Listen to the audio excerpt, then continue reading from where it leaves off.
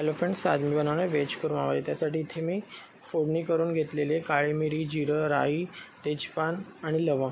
त्यानंतर मिरची आणि लसूण घातलेलं आहे फोडणीत. उभा चिरलेला कांदा परतवून घेतलेला आहे. कांदा परतल्यावर आपल्याला टोमॅटो घालायचा आहे. टोमॅटो चांगला परतून घ्यायचा आहे. त्यानंतर अद्रक लसूणची पेस्टसुद्धा घातलेली आहे. त्यानंतर धणा पावडर, गरम मसाला, हळद, हिंग, आगरी मसाला, मीठ हे सर्व घातलेले आहे. मसाले चांगले परतून घ्यायचे. त्यानंतर थोडं पाणी घालायचं जेणेकरून आपला मसाला करपणार नाही.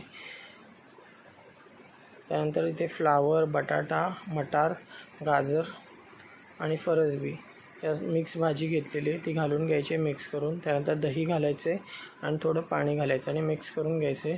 झाकण ठेवून आपल्याला भाजी शिजवून घ्यायची.